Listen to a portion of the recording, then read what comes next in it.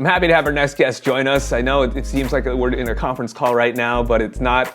It's the lovely guys of Prep who join us from their various locations. I guess if we get a roll call and just tell us where you are. Shall I start? I'm Tom. I'm in a room in my house. And what city is this in?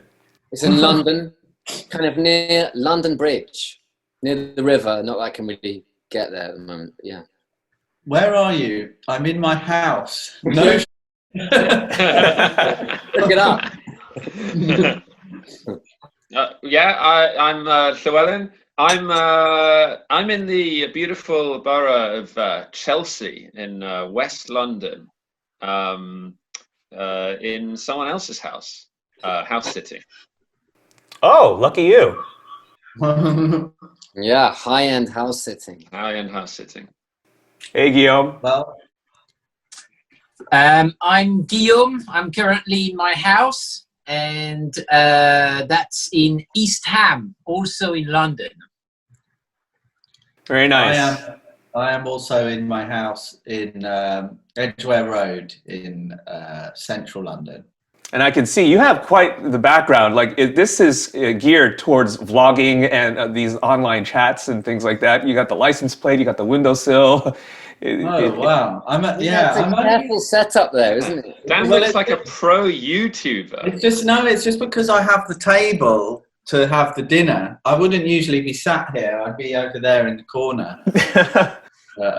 Well, that's good to know. I look like a vlogger.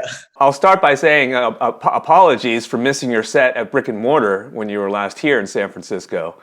I heard it was a... I mean, I have to say, that was a really good gig. I'm sorry you missed it as well. I mean, there was some sort of energy that night. I mean, you guys all agree, right? That gig was just absolutely amazing. I don't know what it was, but there was. For me, it was. I mean, we tend to play mainly in Asia, and we have like really big fans over there. And doing this show in San Francisco was a very similar energy that we hadn't really seen before. Like people were singing along, they clearly knew the songs. Yeah, I thought that was a fantastic show and a brilliant end of the tour. Brilliant end of like our live music career. Well, you know, hi boys. I mean, what can you do? It was fun. That was great. It's a good one to go out on, you know.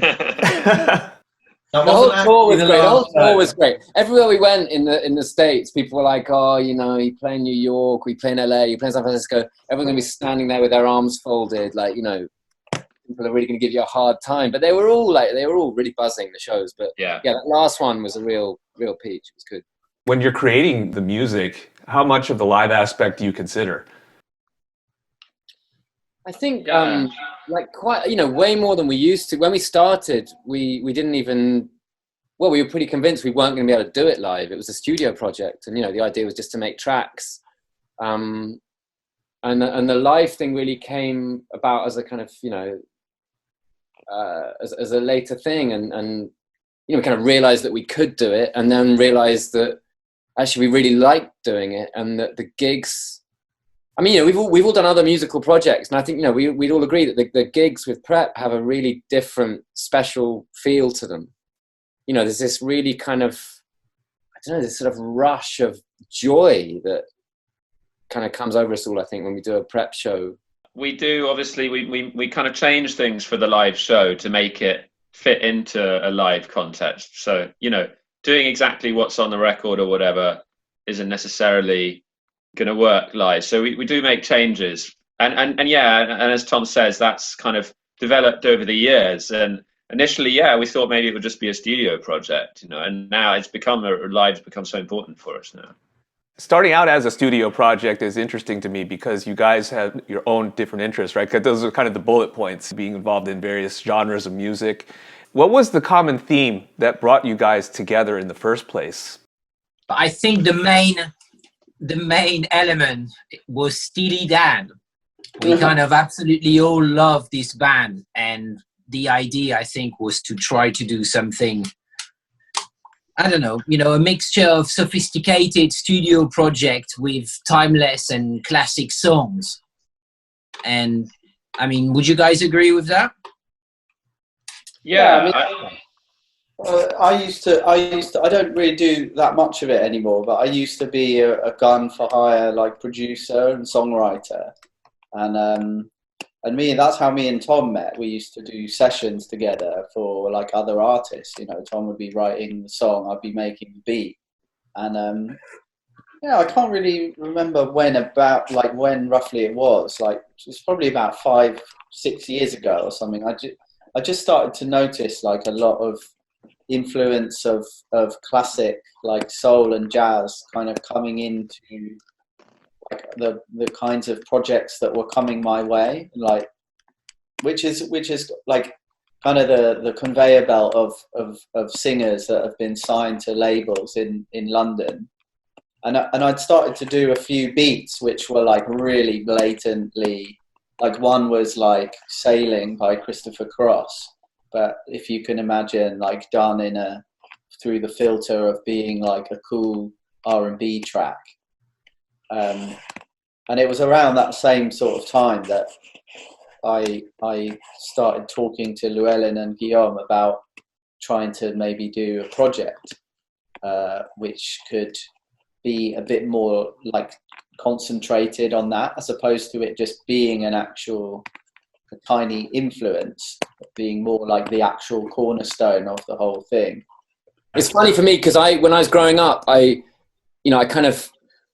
love things like Neil Young, and then I hated things like Steely Dan because it felt like they'd taken this wonderful kind of like late night, just get the vibe down on tape kind of music and turned it into this super anally retentive, controlled, overly perfect stuff.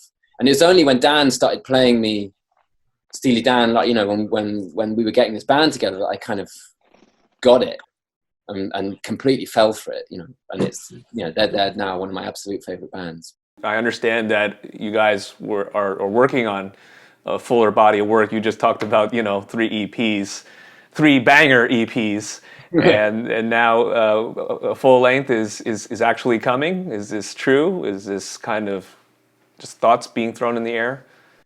No, it's true. It's coming to, lockdown permitting, it's happening. We've actually been working on it for a while. I mean, we started, we had a big chunk of time before Christmas where we got 2 rooms and we were in there every day just working and writing, and we got so many demos together and so many ideas. And now, so which was really lucky because that you could never do that process virtually. But now we're sort of producing and stuff. It's a bit easier to do that kind of thing online, and so we're kind of isolating and sort of doing it. Yeah. But a big milestone last week happened when we agreed on about 80% of where the album's going to be. Still debating on the final 20%, but we've put the track listing together according to the demos we recorded in the last few months. So now we've got a better idea of what it's going to sound like. Well, guys, I really appreciate the time. Stay safe. Look forward to seeing you back here in San Francisco. Yeah, and you. Great, thanks. Nice one, man. Yeah. Thanks for having us. Thank you. Yeah.